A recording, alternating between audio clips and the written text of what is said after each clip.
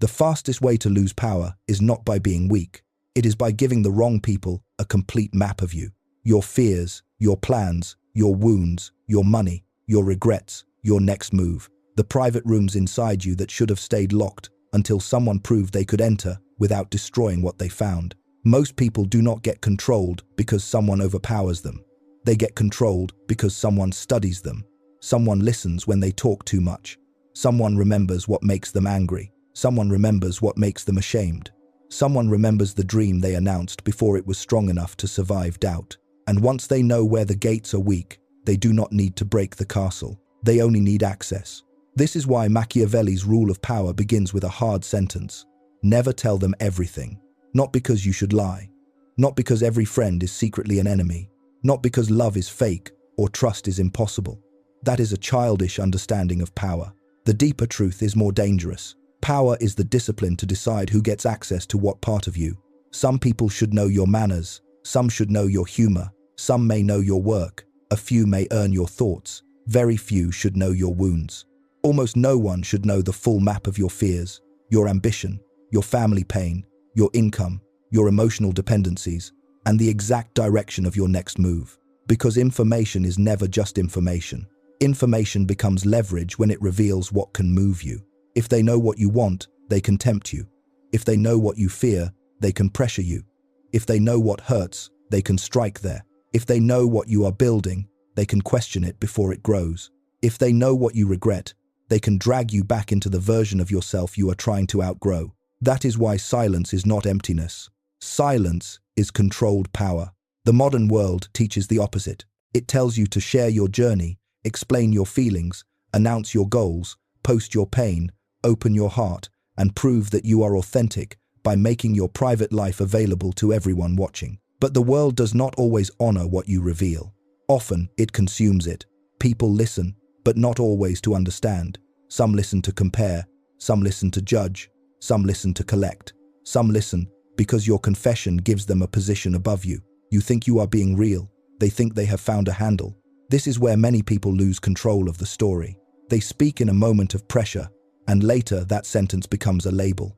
They reveal a wound, and later that wound becomes a joke. They announce a plan, and later that plan becomes something others feel entitled to doubt. They confess a regret, and later that regret becomes proof that they should never be allowed to change. Think about the last time someone used your own words against you. Not a stranger, not a clear enemy. Someone close enough to know exactly which sentence would hurt. They did not need to invent a weapon. You had already handed it to them when you were open, tired, lonely, excited, or desperate to be understood. That memory is not random. It is a warning. You do not lose power only when someone betrays you. You lose power earlier, when you give unearned access to someone who has not proven they can carry your truth with honor. This does not mean you should become cold. Coldness is often just fear pretending to be strength. It does not mean you should never trust. A life without trust becomes a prison with clean walls. It means you must stop confusing closeness with qualification. Someone can be close to you and still be careless with your private world. Someone can love you and still weaponize your pain during an argument. Someone can support you and still become uncomfortable when your ambition grows beyond their comfort. Someone can ask questions that sound caring, but feel more like inspection. The powerful person notices these differences. He does not reveal because he is pressured. He does not explain because someone is curious. He does not hand out private details just because silence feels uncomfortable. He understands that access must be earned by character, not claimed through emotion. This is the first layer of the rule. Never tell them everything does not mean never speak. It means never speak from an unguarded hunger to be validated, rescued, approved, or understood by people who have not earned your inner life. Because validation is expensive when you pay for it with access. And once the wrong person has the map, they may not attack you today. They may smile, they may listen, they may even comfort you. But one day, when envy enters, when conflict begins, when you set a boundary, when you rise beyond the role they expected you to play, that map may return in their hands. And by then, silence will be too late. This is why the first 30 seconds of this idea matter so much. If you have ever felt regret after a conversation, if you have ever walked away thinking you said too much, if you have ever watched someone change after learning one private detail about you, then you already know this rule is not theory. It has already touched your life. The only question is whether you noticed it in time. The locked room should have stayed locked. And if you learn this before the next conversation, before the next confession, before the next announcement, you may save yourself from giving away the very thing that makes you difficult to control in the first place before anyone else gets the chance to study you too closely. The first thing you must protect is your next move. A plan is fragile before it becomes reality. It has no evidence yet. It has no armor. It has no result strong enough to silence doubt. When you expose it too early, you invite people to touch something that cannot defend itself. You tell someone you are starting a business. They say, "Are you sure that is smart right now?" You tell someone you are leaving a safe job. They say, "What if it fails?" You tell someone you are changing your life. They say, "You have never done that before." Nothing they said sounds cruel. That is why it works. Sabotage often arrives dressed as concern. They may not hate you. They may not even want to destroy you. But their fear enters your mind. And now you are no longer carrying only your plan. You are carrying their nervous system. Their doubt becomes a room inside your head. Their limitation begins to sound like realism. This is why your next move is safest when it is still unseen. The move they cannot see is the move they cannot stop. Announce results, not intentions. Intentions invite commentary. Results demand adjustment. Intentions can be laughed at. Results must be faced. Intentions ask for belief. Results create evidence. People respect finished things. They do not always respect becoming. The second thing you must protect is your weakness before you master it. A wound in the wrong hands becomes ammunition. You tell someone your fear. You tell them what broke you. You tell them what still makes you feel small. At first, they seem gentle. They nod. They listen. They say they understand. But memory changes when resentment enters. The thing they once heard with sympathy may return later as a sentence designed to break your frame. A partner brings up your insecurity in an argument. A friend turns your old fear into a joke. A relative repeats your pain as gossip. A coworker remembers your breakdown when judging whether you are stable enough for responsibility. This is why betrayal from familiar faces cuts deeper than hatred from strangers. A stranger has to guess where to strike. A familiar person already knows. Never expose what you have not yet conquered. That does not mean you pretend you have no pain. It means you choose the right place for pain. A therapist, a mentor, a disciplined elder, a person whose character has been tested. Not every emotional friend. Not every curious coworker. Not every lover who has not yet shown how they behave when they are angry. Your pain is sacred. It is not public property. The third thing you must protect is your money, your income, and what you truly have. Money changes the room. When people know you have less, some place you below them. When they know you have more, some begin to feel entitled to you. When they know you are rising, some become uneasy. When they cannot locate you financially, some become frustrated because they cannot place you inside their hierarchy. This is why old power is quiet. It does not need to flex. It does not need to explain. It does not need to turn every number into theater. Money becomes dangerous when it becomes public information. Once people know what you have, they may stop seeing your character and start seeing your usefulness. Their congratulations carry expectation. Their jokes carry envy. Their requests carry resentment before you even answer. If you say yes, you train entitlement. If you say no, you become the villain in a story they created without your permission. This does not mean you should be selfish. It means generosity without boundaries becomes a doorway for manipulation. The fourth thing you must protect is your relationship conflict. When love wounds you, the desire to speak becomes strong. You want a witness. You want someone to take your side. You want proof that you are not crazy. So you tell the group chat. You hint online. You tell a friend every insult, every silence, every betrayal. It feels like relief. But relief is not always safety. When you expose your relationship chaos, you show outsiders who can destabilize you. You show them where your dignity bends. You show them what you tolerate, what you excuse, what kind of love makes you lose control. And people remember, even when you heal, they remember the version of you who stayed. They remember the person who broke you. They remember that someone had enough power over you to pull you out of yourself. What you expose emotionally can be used strategically. If you need help, get help. If you are in danger, leave. If you need guidance, speak to someone wise and qualified. But do not turn private pain into public entertainment. The fifth thing you must protect is your family story. Family pain is deeper than ordinary pain. A broken home, an absent parent, chaos, shame, poverty, betrayal. addiction, violence, abandonment. These things shape you. But when you hand them to shallow people, they may not see your survival. They may only see a label. No wonder he is like that. She comes from chaos. His family is a mess. They may smile when you speak, but later, your background becomes their explanation for everything. When you succeed, they reduce it. When you fail, they say they saw it coming. Your scars are sacred. Do not give people raw material to build a weaker version of you in their mind. And the sixth thing, the one that hides beneath all the others, is your biggest regret. People love to say they accept your past, but not everyone knows how to let you outgrow it. Some people store your old self because it gives them power over your new one. The moment you raise your standards, they remind you who you used to be. Your regret should become discipline, not a confession. Write it down. Pray about it. Learn from it. Let it sharpen your judgment. But do not hand it to someone who may use it to deny your transformation. Because your future does not need permission from people who memorized your past. Now comes the part most people avoid. The danger is not only that others use your information. The deeper danger is that part of you wants to give it away. You may think you reveal because you trust. Sometimes you do. But many times, you reveal because you want something. Approval, comfort, admiration, forgiveness, reassurance. Someone to say, your plan is brilliant, your pain is justified, your anger is reasonable, your fear makes sense, your regret does not make you unworthy. This is where honesty becomes complicated. Sometimes, what you call honesty is really a request to be emotionally carried. You tell someone your next move because you want them to believe in it before you fully do. You tell someone your wound because you want them to make it feel less lonely. You tell someone your income because you want to be seen as important. You tell someone your regret because you want them to release you from shame. That is not always connection. Sometimes it is dependence wearing the language of openness. This is the perception break. The world tells you that revealing everything is authenticity. But sometimes, revealing everything is a way of asking the outside world to manage your inner tension. A person who is not anchored inside himself will keep looking for mirrors outside himself.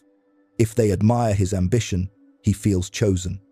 If they comfort his wound, he feels worthy. If they approve his boundary, he feels strong. If they forgive his past, he feels free. But notice the trap. His inner state depends on their response. That is not power. That is emotional outsourcing. This is why silence alone is not enough. You can stop speaking and still be begging inside. You can act mysterious while secretly checking whether they noticed your absence. You can say nothing while still needing the room to wonder about you. That is not self-command. That is performance without words. Real silence begins when you stop needing the room to confirm your reality. You can build without applause. You can hurt without broadcasting. You can change without issuing a public explanation. You can regret without turning confession into identity. You can succeed without making your resources available for inspection. This is the difference between privacy and hiding. Hiding is ruled by fear. Privacy is ruled by discernment. Hiding says, I cannot let them see me because I am afraid. Privacy says, they may see me when their character has earned the depth. That distinction matters, because if you misunderstand it, you may turn the whole rule into bitterness. You may start treating everyone like an enemy.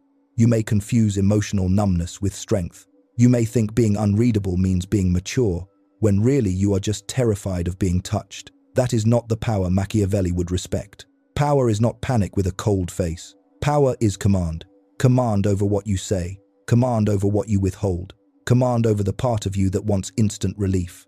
Command over the hunger to be validated by people who have not earned authority over your inner life. Most people do not reveal because they are foolish. They reveal because silence hurts. Silence forces you to sit with your own plan before anyone praises it. It forces you to carry your wound before anyone comforts it.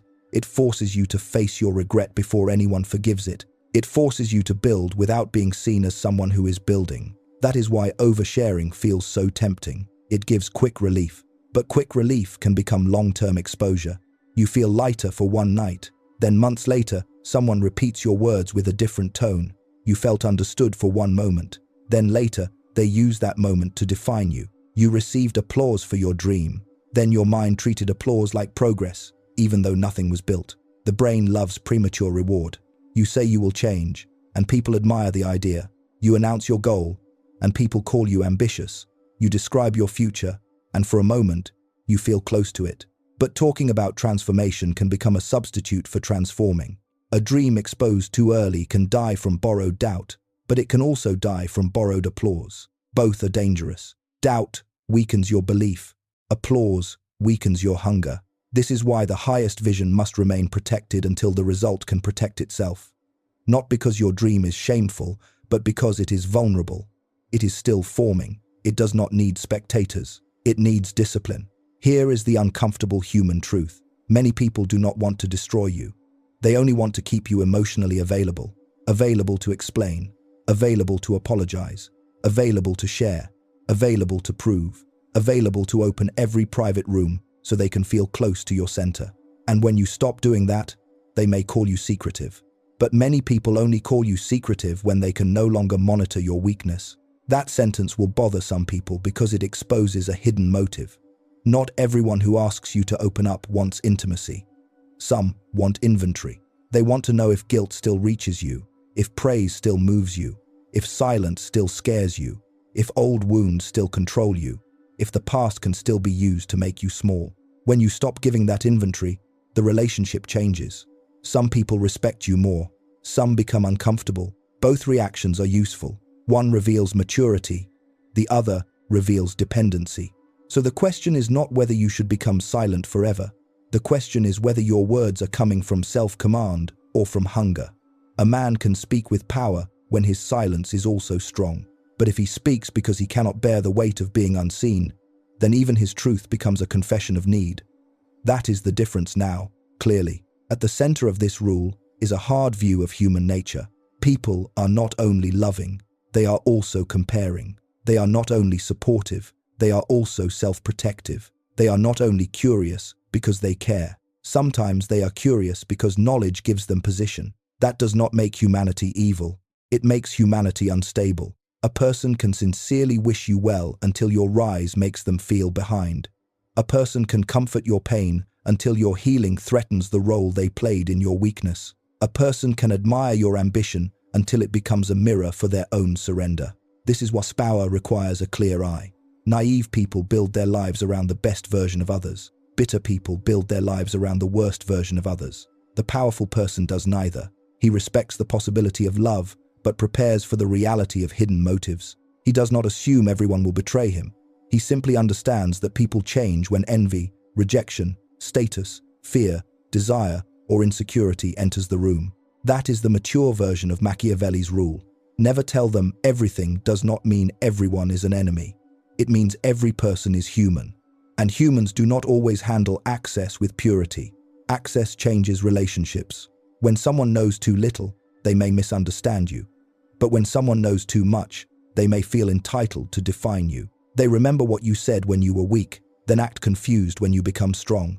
They remember your old mistake, then feel betrayed when you no longer live beneath it. This is why the most dangerous information is not always the most dramatic information. Sometimes it is the small truth that reveals your pattern, the name that still changes your face, the criticism that always makes you defensive, the kind of silence that makes you anxious, the compliment you keep chasing, the old failure you still over-explain, the family wound you still try to prove did not define you. These are not random details. They are keys. And if someone has enough keys, they do not need to force the door. This is why boundaries do not prevent connection. Boundaries prevent careless access from pretending to be connection. You can be warm without being wide open. You can be honest without being fully available. You can love without making your entire inner life public. You can trust slowly without being cruel. A king may greet many people, but not everyone enters the council room. This is the image you should keep in mind. Your life has rooms. The outer room is politeness. Many people can enter there. The next room is personality. Fewer people should enter there. The next room is thought. Even fewer. The next room is pain. Very few. The final room is the engine. The private source of your ambition, your fear, your faith, your regret, your direction, your becoming. Almost no one should enter there. Not because you are hiding, because that room governs you. If you let careless people walk through it, they will rearrange things you need to keep sacred. This is where power becomes more than silence. Power becomes architecture. You decide the doors. You decide the distance. You decide what is visible, what is earned, what is protected, and what stays between you and God. That is not manipulation. That is self-rule, and a person who rules himself cannot be easily ruled by others. The world respects what it cannot fully calculate. When people can predict everything about you, they can prepare for you. When they know every wound, they know every route into your emotions. When they know every plan, they know where to plant doubt. When they know every regret, they know where to drag you backward. But when you keep the right things private, your mental space becomes harder to invade. Uncertainty creates caution. Caution changes how people approach you. This does not mean you should perform mystery. Fake mystery is just vanity in a darker coat. It needs an audience. It wants people to think you are deep, dangerous, untouchable. Real mystery is different. Real mystery is not trying to be mysterious. It is simply refusing to make your center available for public use. That is why the title is not Tell Them Nothing. The title is Never Tell Them Everything. There is a difference. Tell enough to communicate. Tell enough to connect. Tell enough to be honest, where honesty has a purpose. But do not tell so much that your private world becomes material for other people's fear, envy, curiosity, or control. The people who demand the most access often deserve the least. Safe people do not rush the locked rooms. They do not punish boundaries. They do not need full knowledge to show respect. They prove themselves with small truths before being trusted with deeper ones. Watch what people do with small truth. If they gossip with it, stop there. If they compete with your small wins, stop there. If they punish small boundaries, stop there. If they use small mistakes to define others, stop there. If they make jokes from someone else's shame, stop there.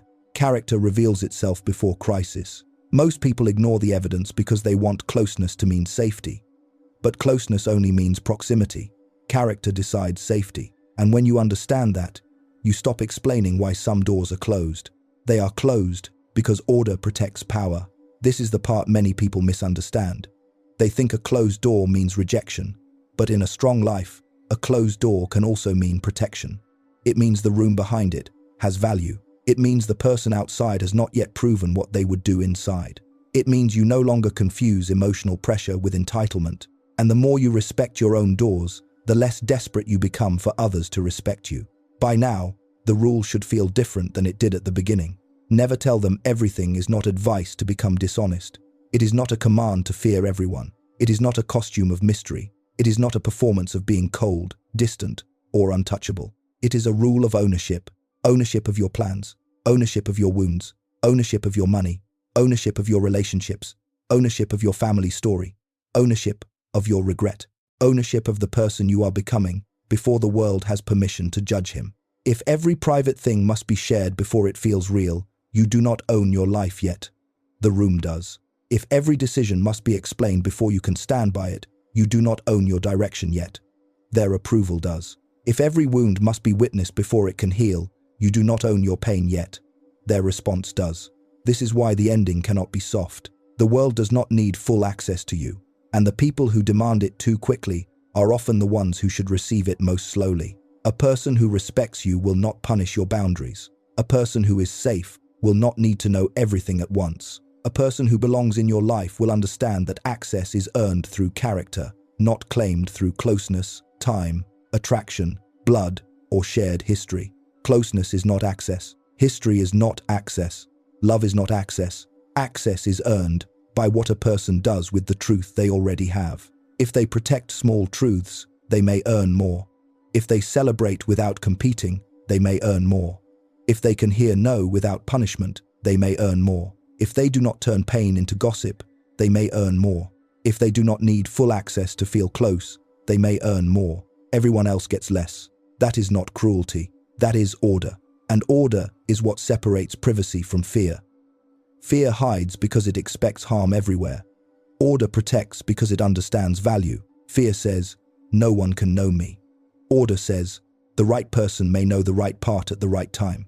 That difference will shape the rest of your life, because if you protect nothing, everything becomes available.